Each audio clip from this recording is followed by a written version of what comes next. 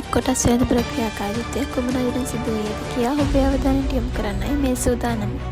මේ වන විට සමස්ත නිදර්ශකයෙහි පහළ යාමක් පෙන්වීම කරන ලබන අතර සමස්ත නිදර්ශකයේ දෙස අවධානය යොමු කරන විට එය ඒකක 170.15ක ඍණාත්මක පහළ යාමක් පෙන්වීම කරන ලැබුව අතර ප්‍රතිශතාත්මකව එය 0.79කි.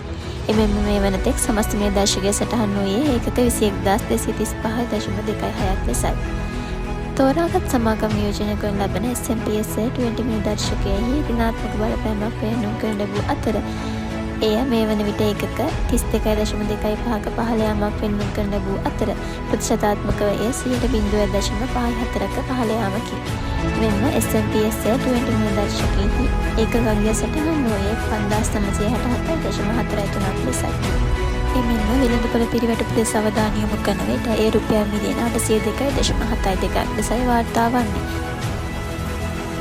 මේ වන තෙක් ප්‍රතිශතාත්මකව ඉහළ මිල වර්ධනයක් වාර්තා කළ සමාගම් අතර ඉදිරියේම සිටින්නේ nation trust bank PLC non-voting සමාගම සහ ඉන් අනතුරුව පිළිවෙලින් ඔනෙල් holding PLC, KS food product PLC, Lanka ceramic PLC සහ හොරණ ප්ලාන්ටේෂන් PLC යන සමාගම්ය. එමෙන්ම මේ වන තෙක් මිල පහළ ගිය සමාගම් අතර ප්‍රතිශතාත්මක වැඩි මිල පහළ යාමක් පෙන්වීම කරනුයේ union chemical Lanka PLC, SMB finance PLC, Waskaduwa beach resort PLC, Malwatte valley plantation PLC non-voting සහ ජෝන් කීස් PLC යන සමාගම් වේ.